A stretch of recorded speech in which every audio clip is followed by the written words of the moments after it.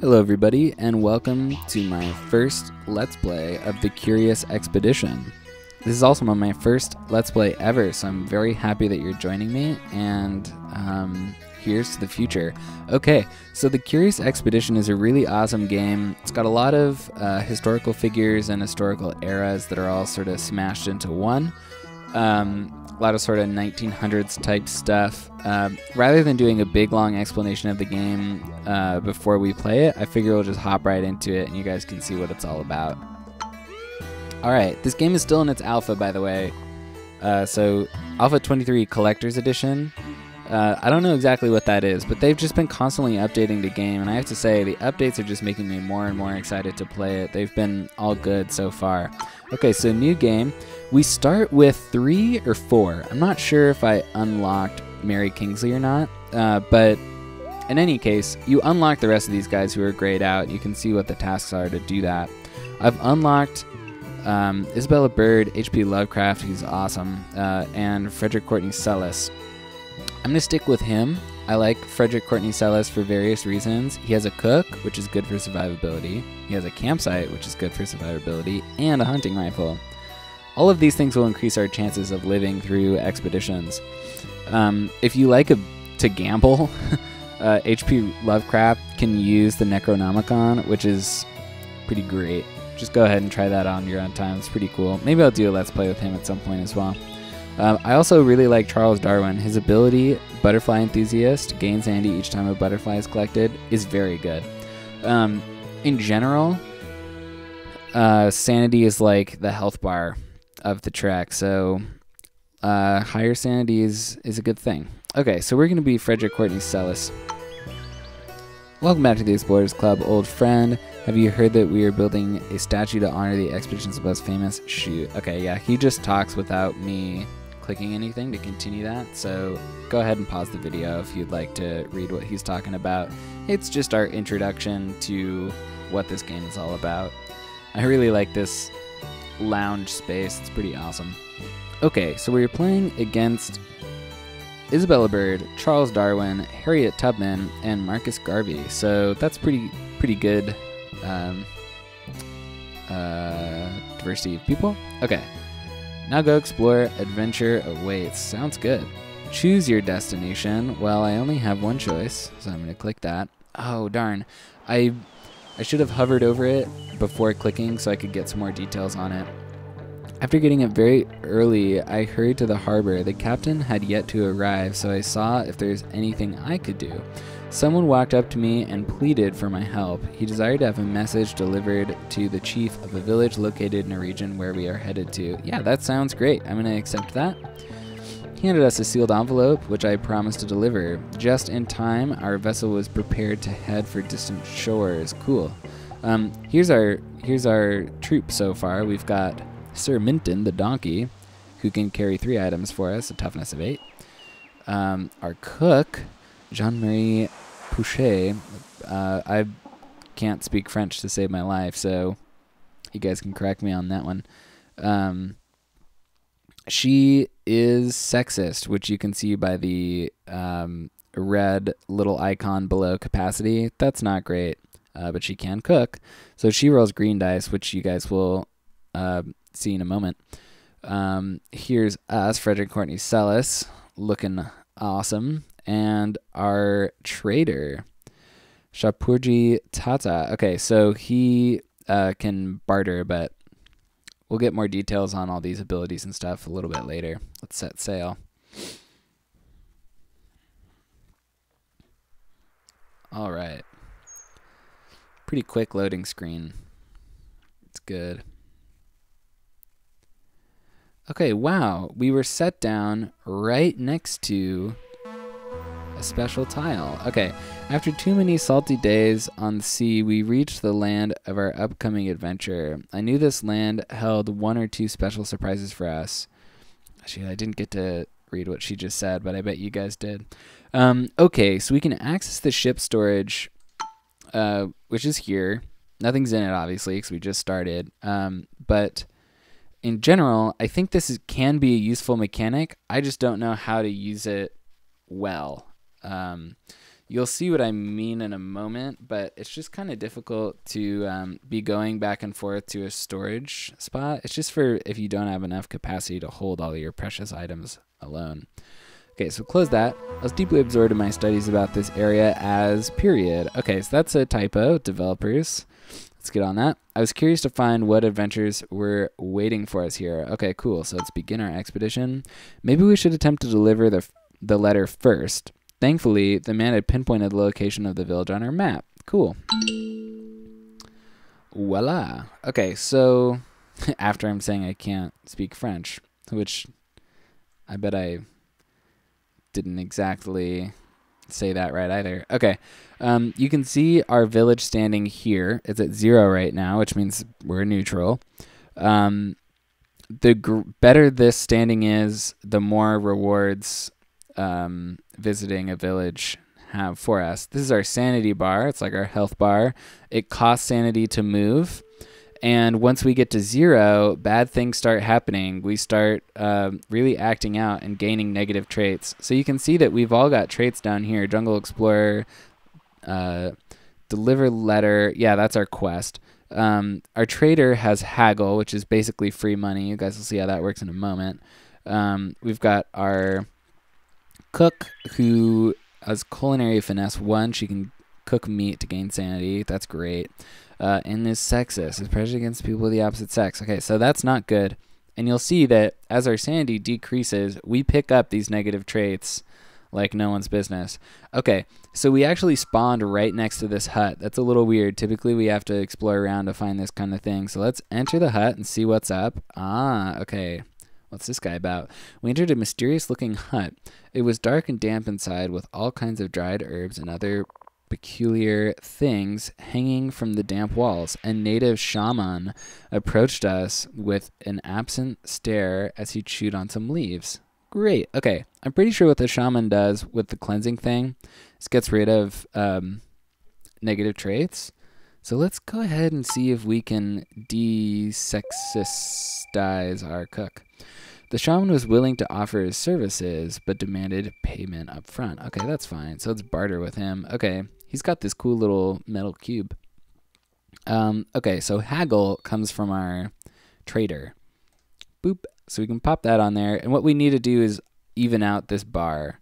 So you can see if we offer everything we have, it's great. Obviously, we're not going to be doing that, but we need to make a deal with him somehow. So we don't have a lot to offer at the moment. The only thing that I really would be okay with giving up is probably the whiskey and then a rope. 2 rope? Okay, that's a deal. This might not be worth it. In the future, I'm going to determine how negative having a sexist party member really is. But for now, I think I'm just going to go ahead and cleanse her of that so we can start this out right. Shaman quickly grabbed the offered goods and then beckoned the afflicted to lie on the ground before him. Yes, cleanse our cook. The shaman began chanting. He seemed to be communicating with the gods. After a short while, he calmed down, and we helped our cook get to her feet. All right, we're going to leave. Nothing more for us here. Okay, yeah, so she's no longer sexist. Woohoo. All right. So, we can mount our donkey, Sir Minton, and what that means for us is that we spend less sanity moving around, but his carrying capacity drops to 1, I believe, when we mount. So that would mean that these 2 item slots are gone for us. I guess that's okay for now. So I'm going to go ahead and mount him. Now you can also see he rolls dice too. So when we enter combat, that's when the dice become relevant. Yeah. And now we save a little bit on sanity as we move forward. So if you stand on top of a hill, you get a large amount of vision, but since we've already exposed so much of this area, I'm just gonna not do that. Yeah. Okay. So, right, I should explain this. So, each one of these rectangles that is not shaded is a region, and the expedition is composed of going through different regions, visiting these anomalies, getting really cool stuff, and then selling it back in the civilized world. So in order to conclude the expedition, we need to find a golden pyramid, which is why this is a golden pyramid, and then we activate it, and that's how we get home. So you can see that all of the other explorers are also trying to do that on their own expeditions, and it's a race to see who can do it first. You get more points for doing that first. However, you have to sort of balance that with taking enough time to actually get good items to sell, because your score is also increased by how much you can sell. So we'll see more of that in a moment. All right. Right, and so each one of these regions has anomalies in them. I'm not sure exactly what the game calls them. I'm going to call them anomalies, though, for right now. It's because I play Endless Legend. So there's a question mark here, and it's because we haven't seen it yet. Once we uncover this tile, then this will be complete, and we'll get a region point. Use region points to upgrade your character. So again, the race is important, because you get bonus points, but if you take your time in each region, your characters get really good really fast. So we're going to have to try and find the balance there. This is our standing with the locals. I forget whether or not I've explained that already or not, but it's at 0 right now. Depending on what we do, that can get better or worse. Okay, and this is our compass. Compass progress is 100% right now. And the way that this works is the compass points to the golden pyramid and occasionally a magnetic mountain, but I don't see any of those right now.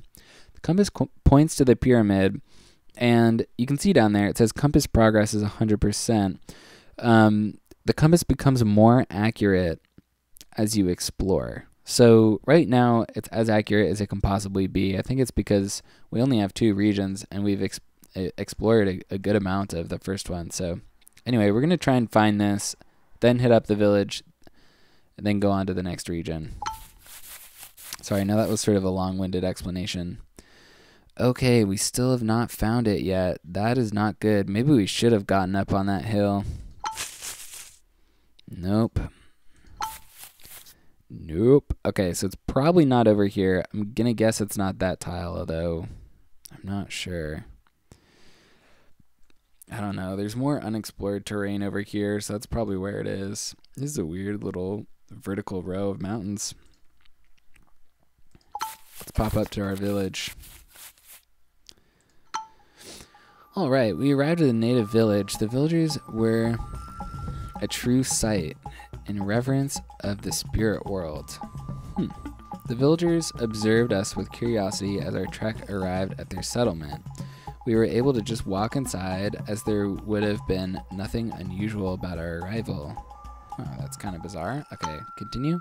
The natives observed us with curiosity. They were kind and offered to help our cause. Cool. Okay, so we're going to deliver our letter. Boom. We brought the letter to the village chief. To reward us, he told us about the best sights to see in the vicinity, including a holy shrine, which he marked on our map. We felt comfortable in the midst of the overjoyed villagers. So our standing is now at 2 because we delivered that letter.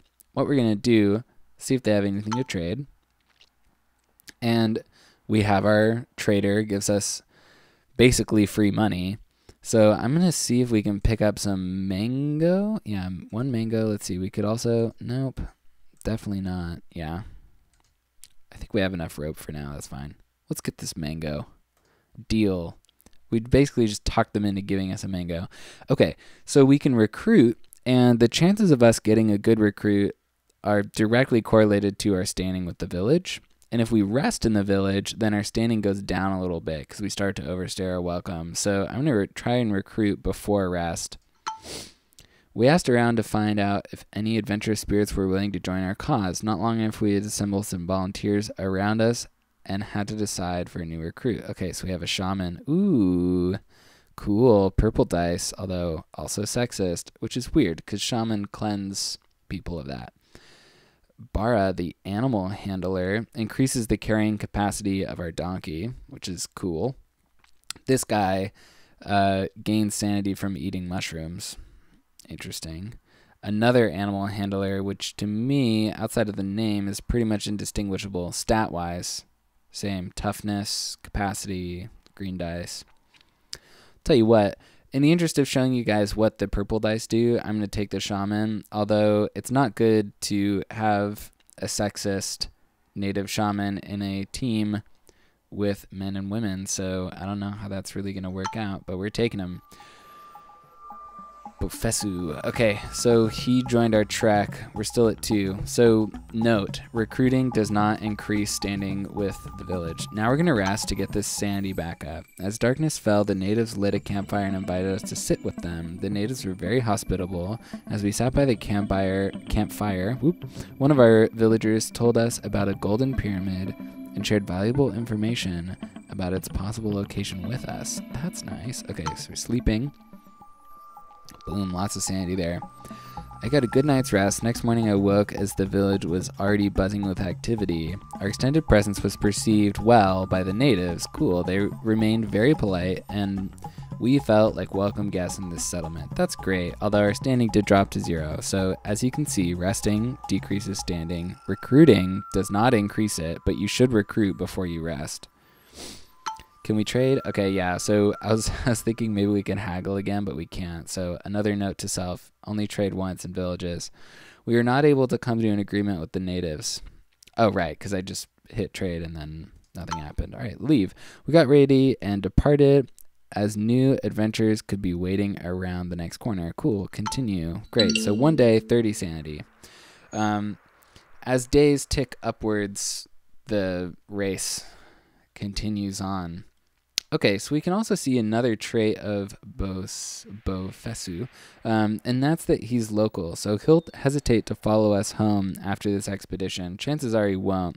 We need to do something to really impress this shaman to keep him with us, and I doubt that will happen, frankly. But we're going to have a shaman on the team, which is kind of cool for now. You guys can see exactly what those guys are all about. Okay, that anomaly is in the other region. I'd still very much like to find the anomaly in this region, though. Let's see if we can do it. Oh, come on. Where are you? There it is. Nice. I was beginning to think it was over here, which would have been a shame because we'd lose time and sanity on that. It's a stone forest. Interesting. Let's travel over there, see what's up. Okay, so that big golden wave that said region analyzed is because we saw all 3 anomalies. Now we get a region point, and we can use that to level up one of our characters. I'm not going to level up the shaman because the shaman might not stay with us anyway. Leveling up the cook just ends up giving us more sanity when we eat. And leveling up the trader increases our haggle ability. I think I'm going to do that. So promote. He picks up 3 toughness. And then as you level up more, sometimes the dice improve. That's really good too. Yep. Okay. So let's examine the stone forest here. Examine the strange man-made granite statue. The ghastly visage seemed to stare at us. It was a disconcerting sight. I desired to move on. I noticed some items by the statue. They must have been put there by people from a nearby village. They were sacrificial offerings, as it seemed. Okay, so if we mess with this, our shaman's going to get upset. But we're going to anyway. Examine loot. Okay, so we've got 2 horn flutes. These are like repels in Pokemon. They keep the animals away. And then blue mushroom. That increases our vision. And shaman also increase our sanity when we eat mushrooms. So we're going to take those. We took what we could use. Okay, continue. Our standing went down by 2. So going back to that village is probably not a good idea. And the shaman's definitely not going to stay with us. All right, so I'm going to pop up on top of this hill to gain a lot of vision and hopefully reveal all of the anomalies in this region. It's going to cost us 25 sanity to do it. But I think it'll be worth it. Aha, nice. Great. Okay, so we got a waterfall right next to the hill, which is perfect because when you rest at a waterfall, you regain sanity. There are also butterflies down here. Those are worth a few points once we get back to England. And then there's an anomaly down in this marshland, in the forest, and in the hills. So if we go down here, that's 19. Presumably it would be 19 to come back up. So we're going to run out of sanity if we go down here and then back up there. Unless perhaps we go through the... No, we can't go through it. Yeah. So we could go down here, that's 19, and then hop back up this way. No, let's just rest for now, and then we'll go 1, 2, 3. Yeah, and we'll pick up the butterflies on the way. We might have to defend ourselves from some hyenas as well. Oh, but before we do that, I'm going to end this episode. This is my first Let's Play ever, so I'm still getting used to using the clock, but it's been about 20 minutes. Thank you so much for joining me, and I hope to see you next time. This is The Curious Expedition.